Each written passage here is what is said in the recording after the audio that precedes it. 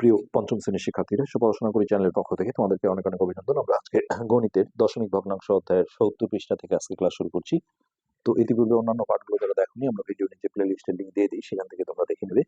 তো তোমাদের কাছে একটা রিকোয়েস্ট, যে দেখা যায় যে ভিডিওটা তোমরা দেখো, কিন্তু জাস্ট একটা ভিডিওতে অনেকেই কিন্তু একটা লাইক করে না, বা কমেন্ট করাটা আসলে পঞ্চম শ্রেণীর ভিডিওতে ইউটিউব থেকেই আসলে মানে মেড ফর কিডস থাকার কারণে কমেন্ট করা যায় না। কিন্তু চ্যানেলটা সাবস্ক্রাইব করতে বা ভিডিওতে লাইক দিতে তোমাদের কিন্তু কোনো সমস্যা নেই। তো এখানে হচ্ছে ভগ্নাংশ, দশমিক ভগ্নাংশের তুলনা, মানে ছোট বড় নির্ধারণ করার বিষয়টা দেখানো হয়েছে। তো এখানে অনেক পেঁচানো করা হয়েছে, এটা অনেক সহজে করা সম্ভব। সেটা হচ্ছে আমরা নর্মালি যদি দেখি যে এখানে আমাদের যে ভগ্নাংশগুলো দেওয়া আছে ১.২৩, ০.০১৫, আরেকটা আছে ০.৪৭৮। তো দশমিকের এই পারের অংশটাকে আমরা বলি পূর্ণ অংশ। তো এই পূর্ণ অংশটা প্রথমে আমরা এটাই দেখি, যার বড় সেটাই কিন্তু বড় হবে। এখানে দেখো ১ আছে, এখানে পূর্ণ অংশ ০, এখানেও পূর্ণ অংশ ০, তাহলে অবশ্যই এই ভগ্নাংশটা সবচেয়ে বড় হবে।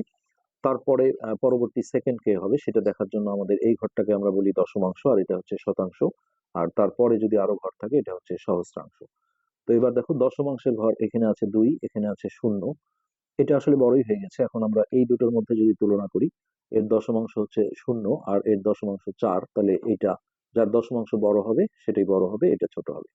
অর্থাৎ এখানে সবচেয়ে বড় হচ্ছে এটা, সেকেন্ড হচ্ছে এটা, আর থার্ড হচ্ছে এটা। মানে ছোটর দিক থেকে ধরলে এটা সবচেয়ে ছোট, তার চেয়ে এটা একটু বড়, আর এটা হলো সবচেয়ে বড়। তো এমন যদি হতো যে দশমাংশের ঘর দুটো সমান একই, অর্থাৎ এখানেও ৪, তখন আমরা শতাংশের ঘর দেখবো, যার শতাংশের ঘর বড় সে বড় হবে। যদি সেটাও একই হয়, তাহলে আমরা দেখব সহস্রাংশের ঘরটা। এখন সেটাও যদি একই হয়, তাহলে তো আসলে একই সংখ্যা থাকবে, সেটা কখনো হবে না, একটা না একটা ছোট বড় হবে। আর বইয়ে যে তুলনাটা দেখানো হয়েছে আমরা সেটাও একটু দেখিয়ে দিই। হ্যাঁ, এখানে ফার্স্ট টাইম দেখো দশমিকটা তুলে নেওয়া হয়েছে, তাহলে উপরে হবে ১২৩, আর দশমিকের জন্য একটা ১ আর দুটো শূন্য ১০০। আচ্ছা, এই হিসাবটা আমরা পরে দিচ্ছি, এটা কেন আর একটা শূন্য দিয়েছে। এইটার দশমিক তুললে দেখো উপরে হবে শুধু ১৫, যেহেতু সামনে শূন্যের কোনো দাম নেই। আর নিচে হবে দশমিকের জন্য একটা ১ আর তিনটা অঙ্ক আছে, তিনটা শূন্য। এখানেও তাই, উপরে হবে ৪৭৮, আর নিচে দেখো দশমিকের জন্য একটা ১ আর তিনটা শূন্য ১০০০।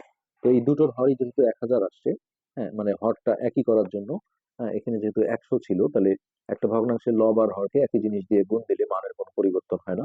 অর্থাৎ একেও একটা ১০ দিয়ে গুণ করা হয়েছে, তাহলে এটা হবে একেও একটা ১০ দিয়ে গুণ করে এই হরটা একই করার জন্য এটা করা হয়েছে। এখন আমরা জানি যে হর একই হলে যার লব বড় সেই ভগ্নাংশটা সবচেয়ে বড় হয়। এই লবটা দেখো সবচেয়ে বড় এই দুটোর তুলনায়। আর এখানে ছোটর দিক থেকে ধরলে হর একই হলে যার লব ছোট সেই সবচেয়ে ছোট। অর্থাৎ এই ভগ্নাংশটা সবচেয়ে ছোট, এই যে যেহেতু ছোট চিহ্ন দেওয়া হয়েছে, তাহলে এরপরে হবে এটা। আর সবচেয়ে বড় হচ্ছে এটা, এই ফাঁকার দিকটা বড় ধরা হয়। অর্থাৎ এখন কে কোন ভগ্নাংশ থেকে আসলো দেখো, এই যে এই ভগ্নাংশটা আসছে এটা থেকে, তার বদলে এটা লেখা হয়েছে। তারপর এই চিহ্ন, এই ভগ্নাংশটা আসছে এইটা থেকে, তার বদলে এটা। আর এই ভগ্নাংশটা যেটা, এটা এটা আসছিল এইটা থেকে, এর এর বদলে এটা। এইভাবেই কিন্তু ছোট থেকে বড় নির্ধারণ করা হয়েছে। এখানে আরেকটা পদ্ধতি দেওয়া হয়েছে, যেটা স্থানীয় মান ব্যবহার করে। তো প্রথমে একক, তারপর দশমিক বিন্দু, তারপরে দশমাংশ, শতাংশ, সহস্রাংশ। তো প্রথম যে সংখ্যাটা ছিল ১.২৩, তাহলে এখানে দেখো পূর্ণ অংশ, অর্থাৎ এককের ঘর হচ্ছে ১, তাহলে এখানে ১, তারপর দশমিক, তারপরে ওই অঙ্কগুলো বসানো হয়েছে ২, ৩, আর ফাঁকা ঘরে একটা শূন্য দিয়ে দেওয়া যায়। তারপরে সেই সংখ্যাটা কত সেটা লেখা হয়েছে ১.২৩, লাস্টে একটা শূন্য। এরপর দ্বিতীয় যে সংখ্যাটা ছিল, সেটা ছিল ০.০১৫।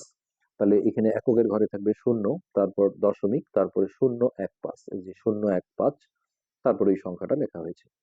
এরপরে এই যে এই সংখ্যাটা ০.৪৭৮, তাহলে ০.৪৭৮, তারপরে ওই সংখ্যাটাই এখানে লেখা হয়েছে। এরপর দেখো দশমিক বিন্দু ছেড়ে, মানে ছেড়ে দিয়ে লেখা হয়েছে, সেটা হচ্ছে এখানে সরাসরি ১, ২, ৩, ০।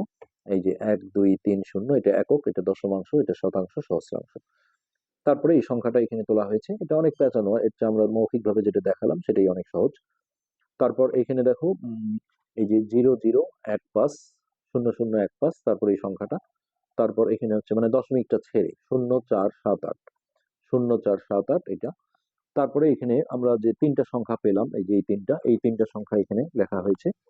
হ্যাঁ, তো এগুলোর মধ্যে দেখো ১২৩০ কি কি সংখ্যা পেলাম। ১২৩০ একটা, এই যে শূন্য শূন্য সামনে কোনো দাম নেই, অর্থাৎ ১৫, আর এই শূন্যটা বাদ দিলে ৪৭৮। তো ১৫ সবচেয়ে ছোট, তার চেয়ে একটু বড় ৪৭৮, তার চেয়ে বড় হচ্ছে ১২৩০। তারপরে দেখো এই কোনটা কোন ভগ্নাংশ থেকে আসছে সেটা বসানো হয়েছে। তো এই 15 যেটা, এই 15-র উৎপত্তি দেখো থেকে হয়েছিল। এই যে 15 যেটা, সেটা ছিল আমাদের 1.23 থেকে আসছিল।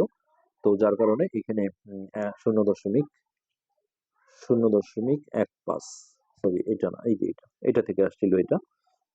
হুম, মানে এটা খুঁজে নিতে হবে যে থেকে আসছিল। এই যে এটা দেখো আসছিল, এই যে এখান থেকে দেখো 0.015। তো এই যে এই ভগ্নাংশটা এখানে তোলা হয়েছে। তারপর 478 আসছিল এই ভগ্নাংশ থেকে, আর এটা আসছিল এটা থেকে। এইভাবে আমরা ছোট থেকে বড় সাজিয়ে নিলাম। তো এখানে একটা তোমাদের কাজ দেওয়া হয়েছে, এটা আমরা আগে করে রেখেছি যে এই কয়টা ভগ্নাংশের মধ্যে। তাহলে এককের ঘরে হবে 4.044, তারপরে ওই সংখ্যাটা এখানে লিখে দেওয়া হয়েছে। তারপরে সংখ্যাটা হচ্ছে 4.44, এই যে 4.44, আর ফাঁকা ঘরে একটা শূন্য দিয়ে দেওয়া যাবে। তারপরে এই সংখ্যাটা, এরপরে সংখ্যাটা হচ্ছে 4.489। তাহলে 4 সরি এই যে এটা 4.6, 4.6, আর ফাঁকা ঘর দুটো শূন্য। তাহলে ওই সংখ্যাটা হচ্ছে এটা। আর লাস্টে আসলে ঘর একটা শর্ট ছিল, এই ঘরটা এখানে আমরা নিচে তৈরি করেছি 0.489। তাহলে 0.489, তাহলে এই সংখ্যাটাই এখানে লেখা হয়েছে। এবার দশমিক বিন্দু বাদ দিয়ে জিনিসগুলো লেখা হয়েছে 4044, এই যে, তাহলে সংখ্যাটা হচ্ছে এটা। তারপর 4440, 4440, তারপরে ছিল 4620, 4620, এই সংখ্যাটা এটা। আর লাস্টে ছিল 0.489, জাস্ট দশমিকটা ছেড়ে দেওয়া হয়েছে। তো এখন এগুলোর মধ্যে তুলনা করলে আমরা দেখছি যে, যেহেতু এখানে ছোট চিহ্ন দেওয়া আছে, সবচেয়ে ছোটটা নিতে হবে। তো এই যে এটা শূন্যটা তো আসলে দাম নেই, 489, এটা কিন্তু সবচেয়ে ছোট। এটা আগে দিলাম। তার চেয়ে একটু বড় হচ্ছে এটা, তার চেয়ে একটু বড় এটা, আর সবচেয়ে বড় হচ্ছে এটা। এবার কে কোন ভগ্নাংশ থেকে আসছে সেটা আমরা এখানে বসিয়ে দিয়েছি। এই 0.489 এটা দেখো আসছিল এই ভগ্নাংশটা থেকে। হ্যাঁ, তো সেইখানে এটা আবার 4044, 4044, এটা আসছিল হচ্ছে এই 4.044, এই ভগ্নাংশটা থেকে আসছিল। এই যে এটা, এটা দেখো উপরের দিকে যদি আমরা খুঁজি 4044, এই যে এটা, হ্যাঁ, এটা দশমিকে ছিল 4.044, এই যে এটা 4.044। তাহলে 4.044, তারপরে এই 4440 যেটা, এই যে এটা দ্বিতীয়টা, এটা আসছিল আমাদের এই ভগ্নাংশটা থেকে। এটা হচ্ছে 4.44, এই যে 4.44, আর এটা আসছিল 4.6 থেকে। এইভাবে ছোট থেকে বড় কিন্তু সাজানো হলো। তবে এর চেয়েও আমরা সহজ বুদ্ধিতে যেটা করতে পারি সেটা হচ্ছে, প্রথম ভগ্নাংশটা ছিল 4.044, তারপরে ছিল 4.44, তারপর ছিল 4.6, এরপর ছিল 0.489। এখন এখানে যদি সবচেয়ে ছোট ভগ্নাংশ চাই, আমি প্রথমে দেখো এই যে এককের ঘরটা খেয়াল করব। এককের ঘরে এই তিনটার মধ্যেই দেখো 4 আছে। হ্যাঁ, তো এটার মধ্যে যেহেতু শূন্য আছে, তার মানে এটি কিন্তু সবচেয়ে ছোট হবে। তো আমরা একবারই মৌখিকভাবে দেখো করে নিতে পারি, 0.489 এটা হচ্ছে ছোট। এই ফাঁকার দিকটা, কোণার দিকটা ছোট হয়। তো এর চেয়ে একটু বড় কোনটা হবে?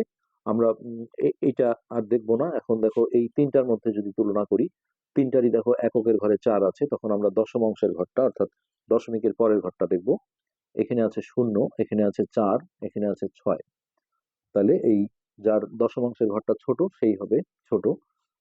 তাহলে এরপরে আসবে আমাদের এইটা, যে 4.044। তো যেটা হয়ে গেল সেটা আর দেখবো না। এখন এই দুটোর মধ্যে, হ্যাঁ দেখো আমরা যখন এই চিহ্নটা দেব, এখন এই দুটোর মধ্যে দেখো দশমাংশের ঘর এর আছে 4, এর আছে 6। তাহলে এদিকে আসলে ঘর যদি নাও থাকে, তাহলে দশমাংশের ঘরটা কিন্তু এরই বড়। তাহলে এ হবে বড়, এ হবে ছোট। তো আমরা এইটা এখন তুলবো 4.44, তারপর এই ছোট চিহ্ন দিয়ে একবারে এইটা বসিয়ে দেবো, কারণ এটা হচ্ছে এই দুটোর মধ্যে এটা কিন্তু বড়, এই ফাঁকার দিকটা বড় রাখতে হয়। এইভাবে কিন্তু আমরা একবারই জিনিসটা করতে পারি। তো এই ছিল আমাদের আজকের পাঠের আলোচ্য বিষয়। পরবর্তী পাঠ দেখার আমন্ত্রণ রইল। ধন্যবাদ।